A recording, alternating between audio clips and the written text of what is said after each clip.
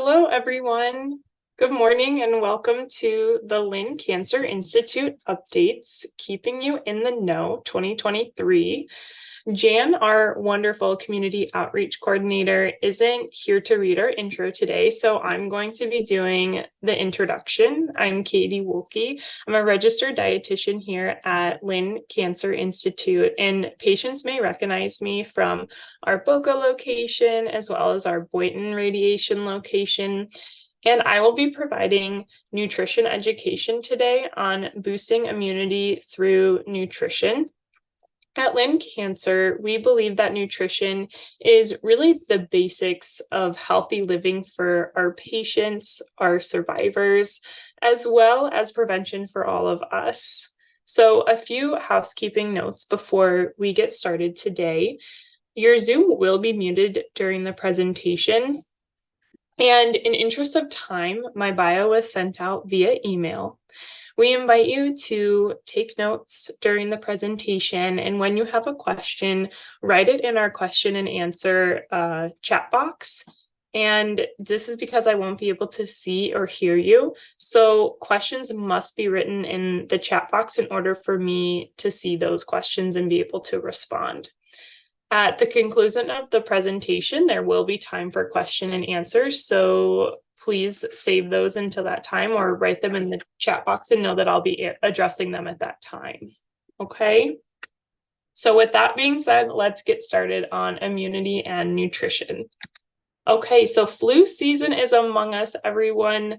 This is a flu activity map that is updated weekly to monitor respiratory illnesses such as the flu. And as you can see from the map, the seasonal flu activity continues to increase in most parts of the country, but most notably in that southeastern part of the United States, especially here in Florida. So one of the preventative healthcare recommendations is to get that annual flu vaccine, especially for those who are over 6 months of age and don't have any contraindications.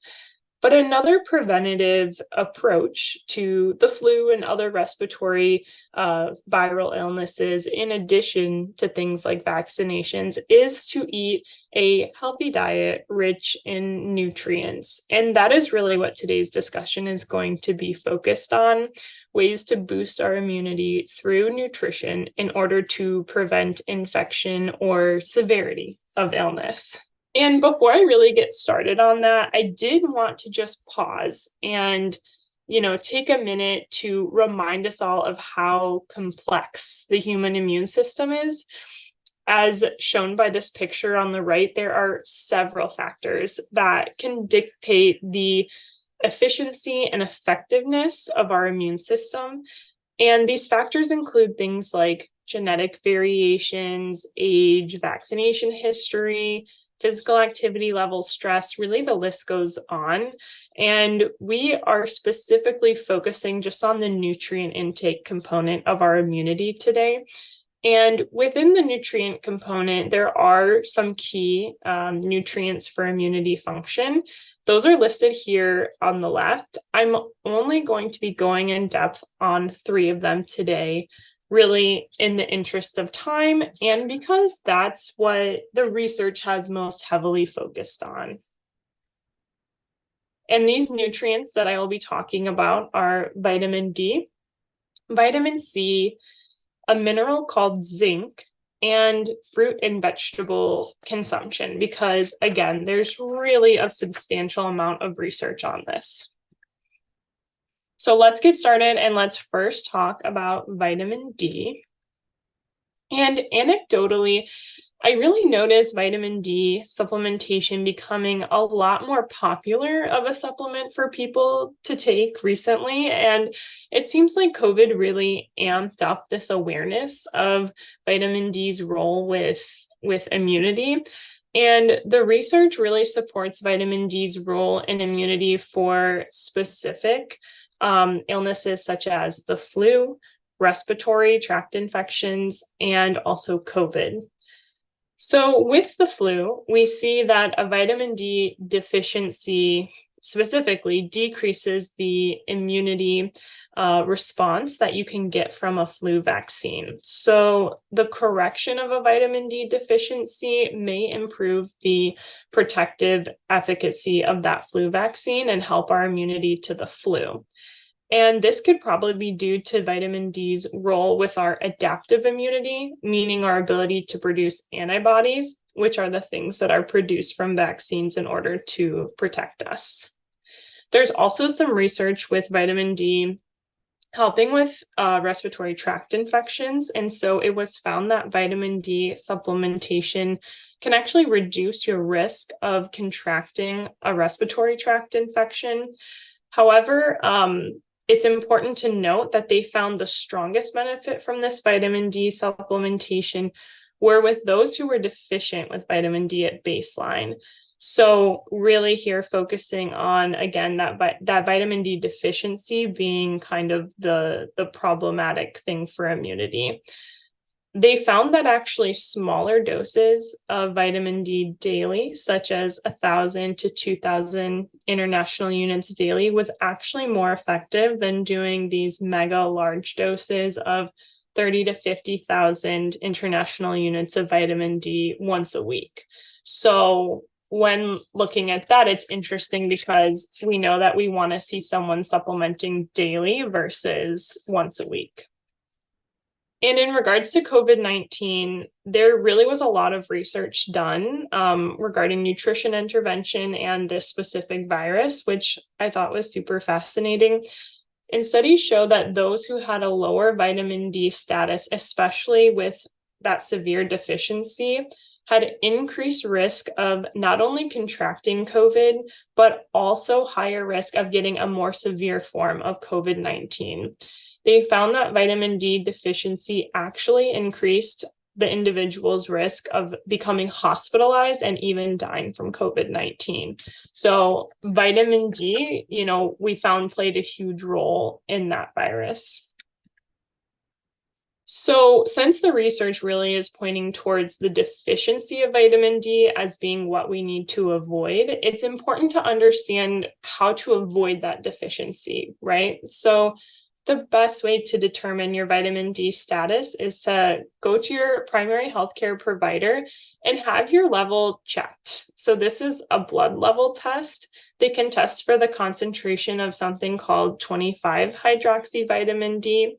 Your doctor will know what this is. And it's really a good indicator of your vitamin D status, not only the vitamin D produced endogenously, so the vitamin D produced from sunlight in your body, but also vitamin D that you get from foods or supplements.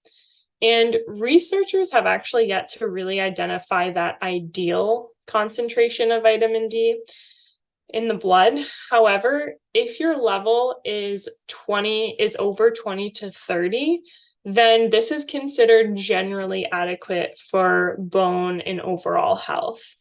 The research that we just reviewed with the flu, the respiratory, the COVID-19, that used a vitamin D, they defined vitamin D deficiency as being below 20 to 25. So again, if you can aim to get your vitamin D level above that level, then you're going to be a little bit better off from an immune perspective. And how much of this do we really need? Like, how can we try to get enough vitamin D? Well, the RDA, the recommended dietary allowance for Americans, suggests that we have an intake of 600 to 800 international units to meet our daily needs. However, there is newer research by the Endocrine Society that shows that we might actually need double this to meet our optimal intake. So when we talk about optimal intake, that's not only referring to preventing a deficiency, but that's also really referring to optimal health and wellness in general and maintaining our bone health and immunity and all of those things. So this Endocrine Society says in order to meet that optimal blood level of over 20 to 30 in adults, we need to consume closer to 1,500 to 2,000 international units of vitamin D daily. But remember, this may not even be enough to correct a deficiency in the first place. So it's always a good idea to first get that level checked before we just start blindly supplementing with vitamin D. There are only a few food sources of vitamin D, which really makes it hard to get enough from just simply our diet. And so this is one of the few nutrients that I will sometimes recommend to people to get from supplements in addition to our food because of it not being very prevalent in our food sources. And most people actually do need to rely on supplements of vitamin D to get enough in their diet. So of course, we can synthesize our vitamin D from sun exposure as well. So UV exposure to our cholesterol can synthesize vitamin D. However, things can vary in the effectiveness of this, such as the amount of UV radiation exposure through things like length of day, cloud coverage in the sky, skin color, sunscreen that we're using. All of those things could vary the amount of vitamin D produced from sunlight. So it's not a consistent, reliable source alone. And for vitamin D supplements, I usually recommend vitamin D3, which is the active form of vitamin D. And what this means is the body can utilize it right away without any further processing. The kidneys are the organ that's responsible for creating that active form of vitamin D. So especially if you have some sort of kidney or renal impairment, I highly recommend taking the active form of vitamin D, which again is D3. So moral of the story here is really get your level tested yearly with your primary care provider to make sure that you aren't deficient and that you're able to maintain that good blood serum level in order to prevent these illnesses or prevent severity of these illnesses. And again, I just wanted to show really how few foods have enough vitamin D. So the top sources, as you can see here, is going to be those fatty fishes. So cod liver oil, trout, salmon, those are all really good sources. But then you see the amount of vitamin D in those foods really start to drop off. And you can see how it would be really hard to meet our intake of 600 to 800 international units, or even that 1,000 to 2,000 international units with just food alone. It seems nearly impossible. So just be aware that you might need to also, be supplementing if we can't get all these food sources in. The next nutrient I want to talk about with immunity is vitamin C.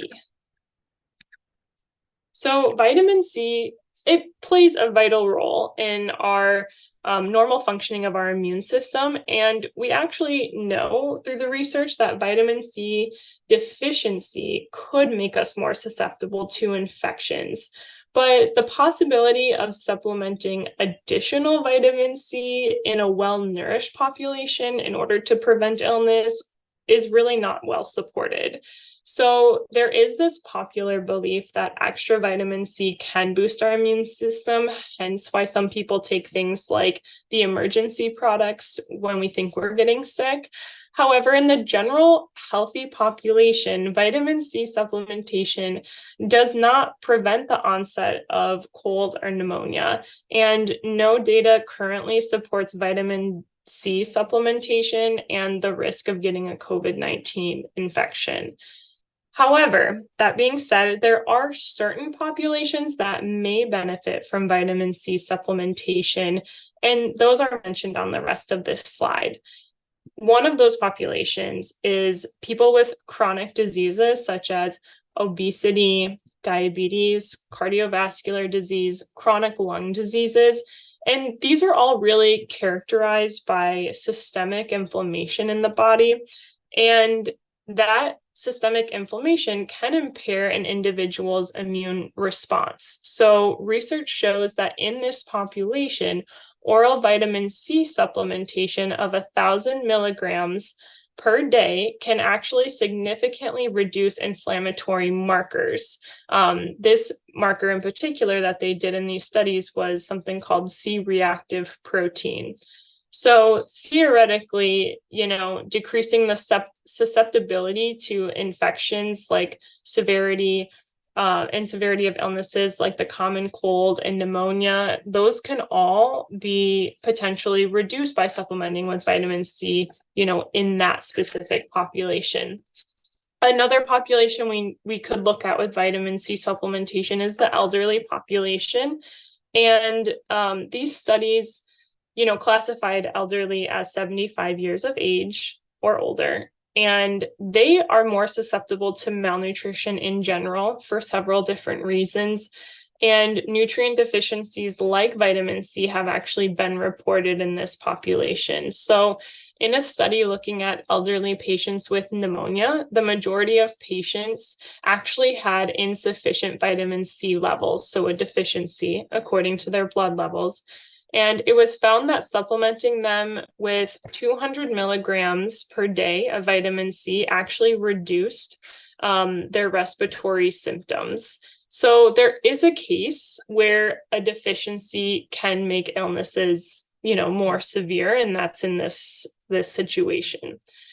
Another group that, and the only group that's found to potentially prevent contracting a respiratory infection by supplementing with additional vitamin C is those who are under extreme physical stress. And so examples of this are extreme athletes like marathon runners, maybe professional athletes, or even military personnel, people who are really putting their body through high intense training daily.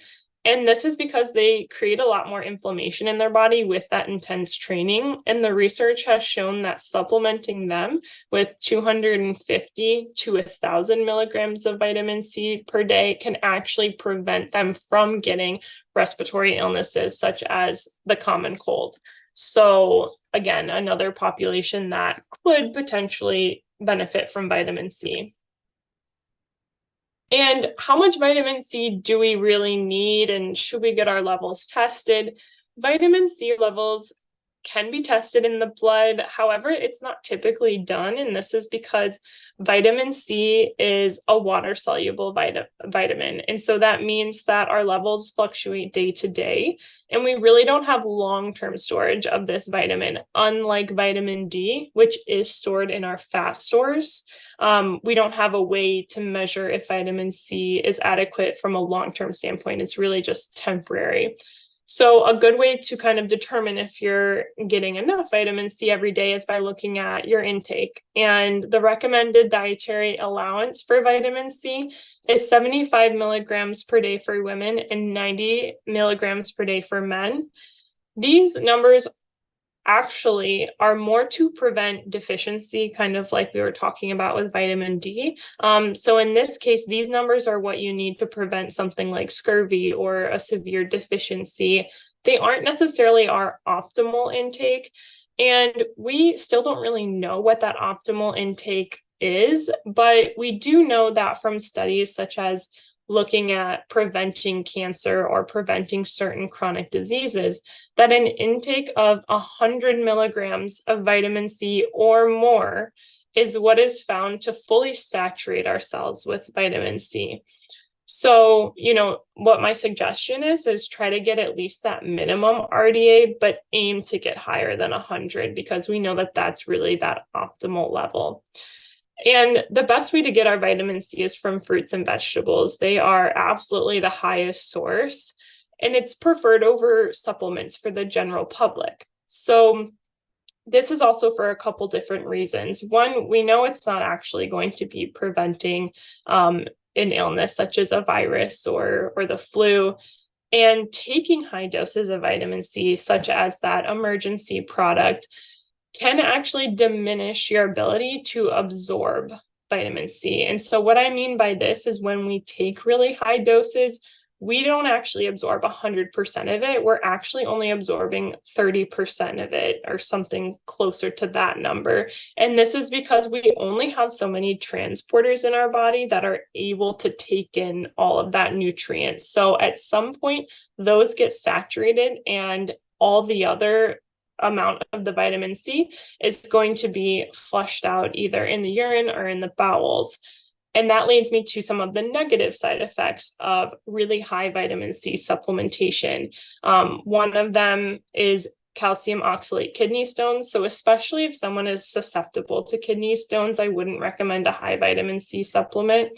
And it also can cause osmotic diarrhea. So again, flushing out that extra vitamin C we don't need could result in some other more undesirable consequences. So most people should aim to get their vitamin C from their fruits and vegetables, but those who may benefit from supplementation on top of our fruits and vegetables may be the elderly when they're over 75, especially when they're sick, those with those chronic inflammatory conditions that we talked about, such as obesity, diabetes, cardiovascular disease, and those who are under extreme physical stress, such as those, marathon runners or military personnel, like we talked about. I will, just as a side note, also say if you are undergoing active chemotherapy or radiation treatment, you will likely not be able to take a vitamin C supplement because it interacts with a lot of the treatments. So check with your healthcare provider first. Although know that fruits and vegetables are totally safe to consume. So just to show again, like how much fruits and vegetables are the main source of this nutrient, right? So as you can see here, it's the best source of vitamin C. And the other thing, the best way to get vitamin C from our fruits and vegetables is actually to eat them raw. And again, we talked about vitamin C being that water-soluble vitamin. And so that means that it can be very easily oxidized or destroyed when it undergoes or when it's exposed to heat. So anytime you're cooking those vegetables, you are going to lose some of the vitamin C. So eating these fruits and vegetables raw is really the best way to get the most vitamin C from them, or at least eating some of your fruits and vegetables raw and some of them cooked.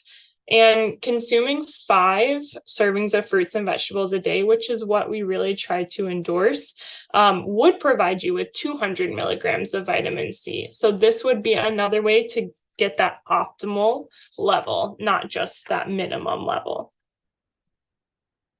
The next nutrient I'm going to be talking about is zinc. This is a mineral that our body needs. It's an essential mineral.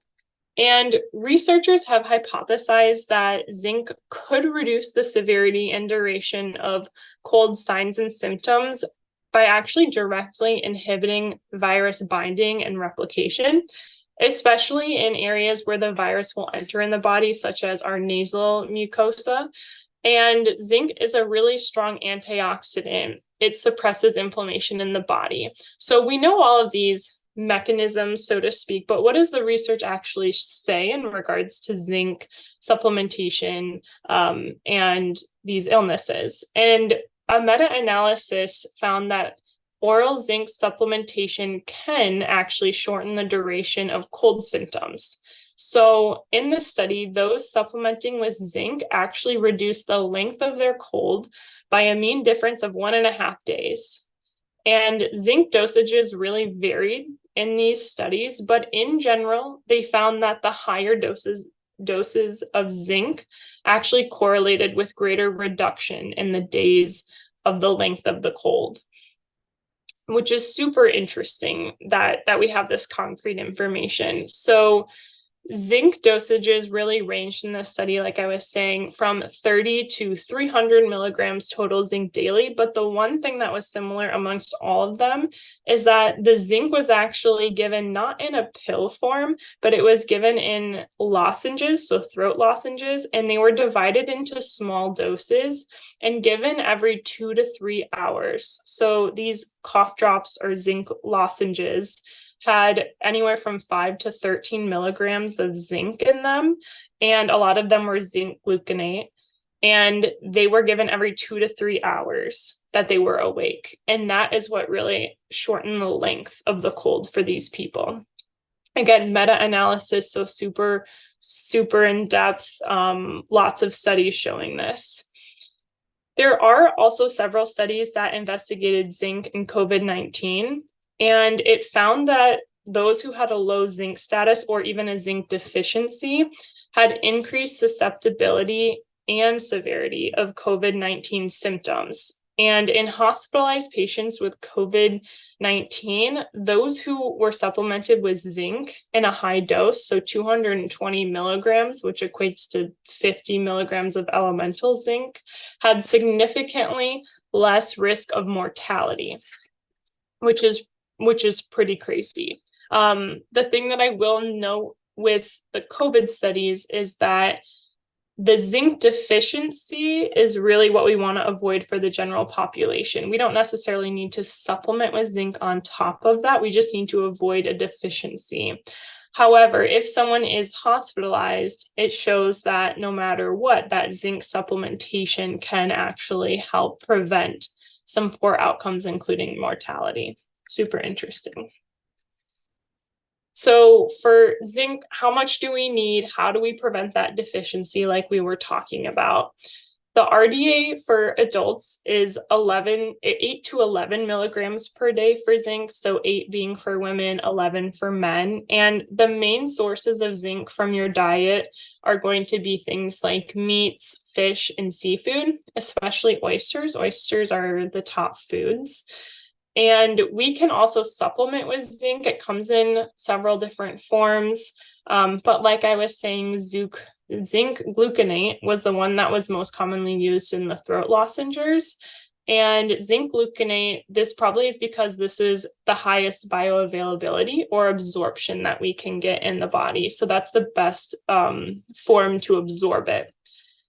And this is also, again, like I said, the ones that you'll find most in those throat lozenges or syrups designed to help you during a cold or illness.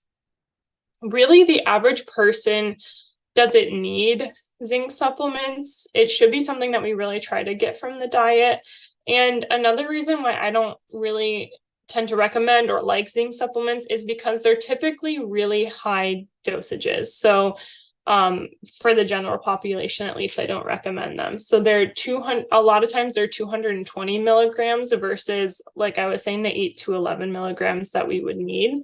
And during COVID, I did anecdotally see a lot of people taking these high dose zinc supplements. And the problem with that is that really high dose zinc supplements can cause a lot of negative side effects. So they could cause nausea, dizziness, gastric problems, vomiting.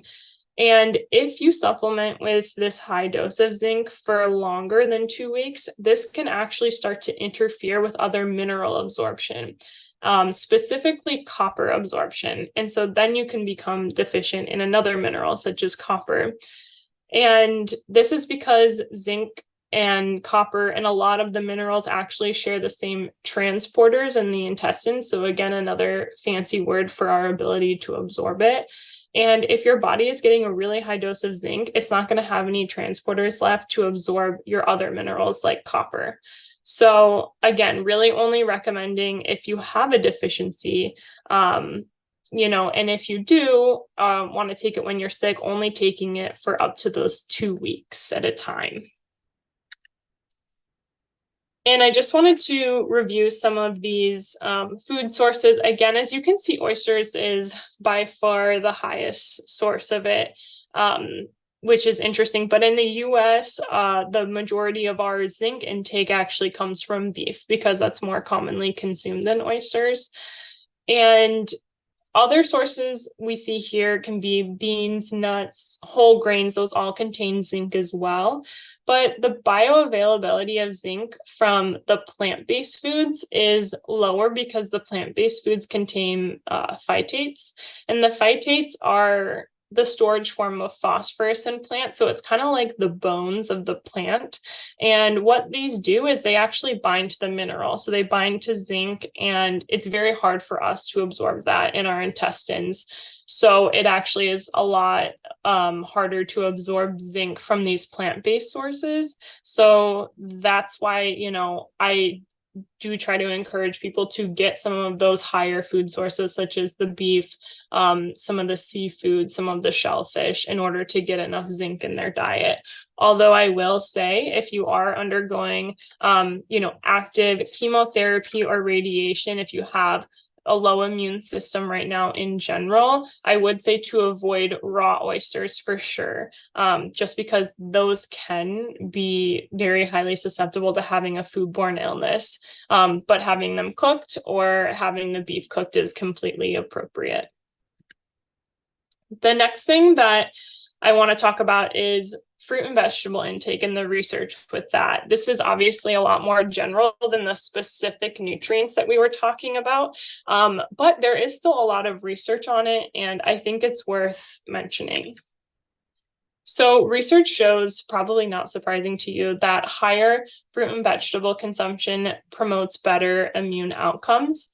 And a study looking at antibody response to the pneumonia vaccine found that individuals who ate greater than or equal to 5 servings of fruits and vegetables per day actually had higher antibody response than those consuming 2 or less fruits and vegetables per day.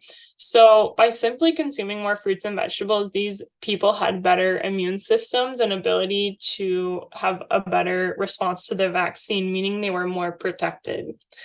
What we also found with COVID-19 is that following a plant-based diet or pescatarian diet actually meant that you had a lower risk of getting that moderate to severe COVID-19 infection. And so this study was with healthcare workers, and they took it from 6 different countries, and they found people who had really that substantial exposure to COVID-19 patients. And again, they found that those who were consuming the plant-based diets or pescatarian diets really had a lot lower risk of contracting that moderate to severe form of COVID-19. So something really protective about, these plants' foods. And these studies are really just more evidence to show that diets rich in fruits and vegetables supports a stronger immune system. And this is most likely by just providing us with more nutrients, but also those bioactive compounds in our fruits and vegetables. And it's important to also make the distinction that this study looked at actual whole fruits and vegetables. It wasn't fruits and vegetables that were in juices or powders or supplements. And people will sometimes ask me, what do you think about the fruit and vegetable pills or fruit and vegetable powders? Do they work? Are they just as good as eating those real fruits and vegetables? And my answer is always that the research right now just supports that the real fruit and vegetable consumption, whole food consumption is what can provide us with all these health benefits. That's what we know for sure, according to the research. The studies just simply haven't been done on the powders and the pills. So that doesn't mean they don't work, but we just don't have the research to support that yet. And just to give you guys a visual, again, I'd rather have you consume the real fruits and vegetables, and we do recommend getting those 5 servings of fruits and vegetables per day. So I wanted to show you a visual of what that can really look like. Each of these 3 pictures shows 5 servings of fruits and vegetables. So kind of reflect and think, are you getting that many in a day when you're eating your meals? Is that adding up to 5? Really, if you're eating 5 servings a day, you're going to have at least 1 fruit or vegetable with each meal and each snack. That's how we're going to get up to 5. We also would like to see a variety of colors. So notice how there's, 2 to 3 different colors in all of these pictures. And that's what I always recommend to people too, is try to get as many colors in as you can, because that's also going to help provide you with a variety of different nutrient and plant compounds. That's really going to be helpful with the immune aspect. So in summary, I just kind of want to review everything that we talked about, make sure we have all the points here, because it got kind of nitty gritty. So one of the main points is we want to aim to have an adequate vitamin D status. And the studies overall show that those with deficiencies are really more susceptible to the severity and duration of viruses and infections.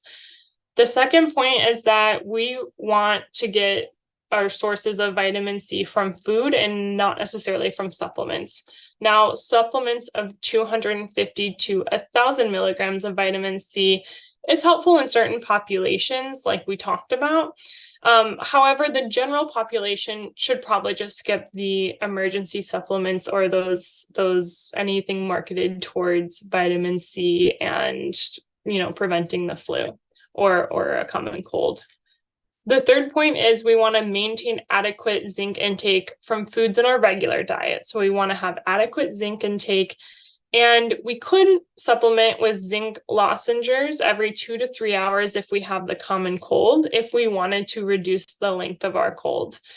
We also could consider oral zinc supplementation for up to 2 weeks, especially if hospitalized with COVID-19. That would be something that is supported by the research. And then fourth point, something nice to end on that I always like to harp to people is try to consume at least 5 servings of fruits and vegetables per day to have that strong immune system and to prevent that risk and severity of viruses and infection. And thank you, everyone, for participating and listening in this discussion. I'm going to open it up now for a question and answer, and we'll see if anyone had any questions throughout this discussion, which I don't see any at this time in our chat box. But something that someone did actually ask me when we were discussing some of the findings of this information is, where can I get these zinc lozenges? I haven't heard of them. And they're available at places like Target, Walmart, CVS.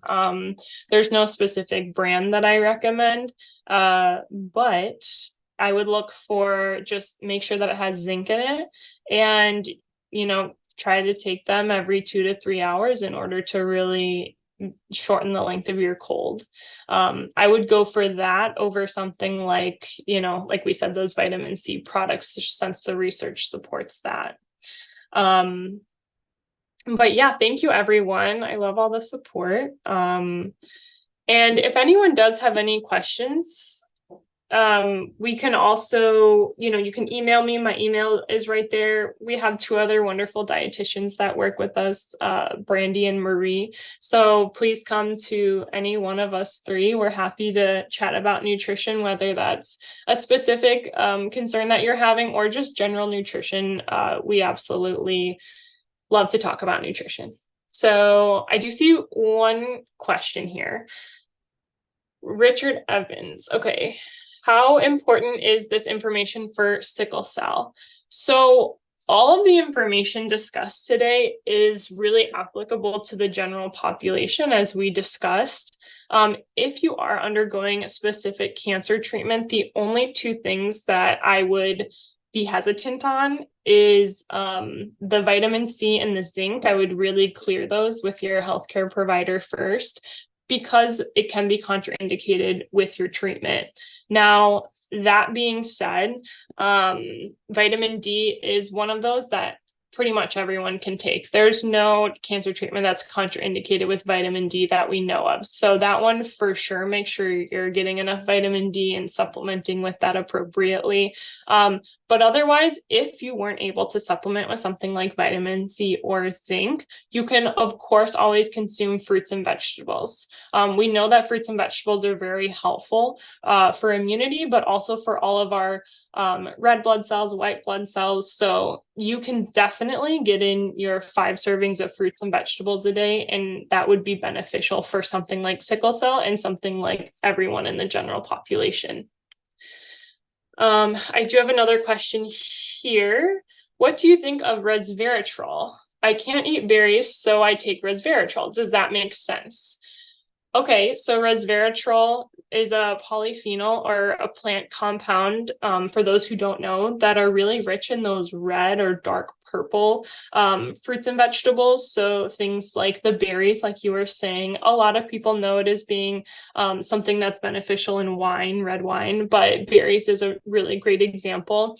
If you can't eat berries and you're taking resveratrol supplement, yeah, that could make sense if you want that, but really any fruits and vegetables that you eat are still going to provide you with good plant compounds. So if you can't eat berries, I would recommend, trying those other fruits and vegetables that you are able to have, and making sure that you're getting your 5 servings in from those.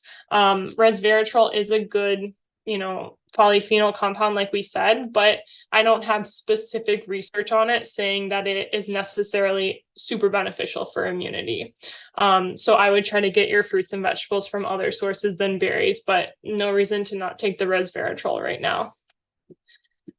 Someone also asked, how about folic acid supplements?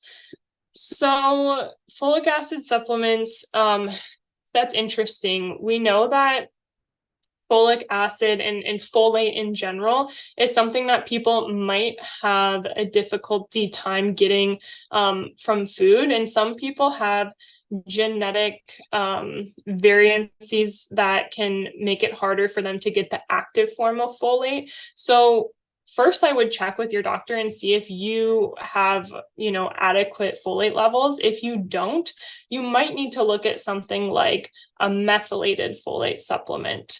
That's always what I would look for. I don't really do the folic acid because that's the kind that's fortified in our foods. I would look for something like the active form of folate, which is the methylated version.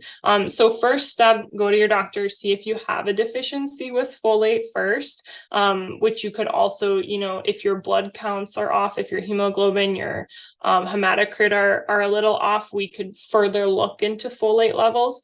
And then from there, if we have an issue with folate, then we would go towards something like a methylated folate. I do see one more question here. Will fruits and veggies be beneficial to people under emotional stress, not just physical stress? Such a good question. The research that I looked at specifically focused on physical stress. So it focused on high inflammation from undergoing intense training, and that breakdown of muscle tissue specifically. That being said, if I just extrapolate here, I would say that any type of stress your body is experiencing could potentially lead to more inflammation. And as we know, inflammation is something that can be reduced with antioxidants, especially from our fruits and vegetables. So I would say this is an extrapolation, but I could see it being helpful for someone under emotional stress as well from that standpoint, if that makes sense. There's really not a lot of people that I would ever say don't eat fruits and vegetables. Of course, there's certain medical conditions, but most people, that's a great place to start because we don't have to do any testing to see if you can eat fruits and vegetables. We know that most people can just go ahead and eat them. It's those supplements that we would want to do testing first before seeing if we need to supplement. Okay. Oh, lots of really great questions. If you guys have, any more questions, again, we would love to address them.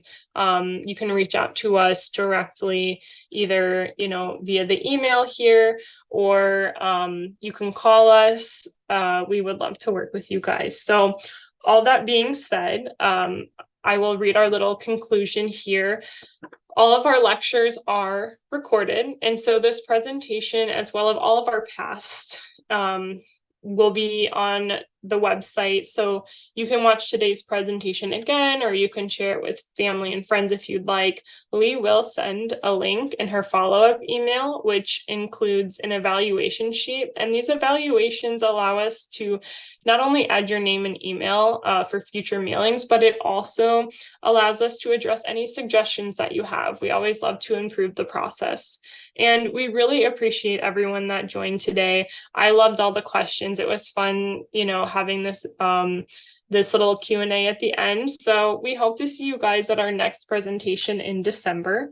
And I hope everyone has a wonderful rest of their day. Thank you so much for joining.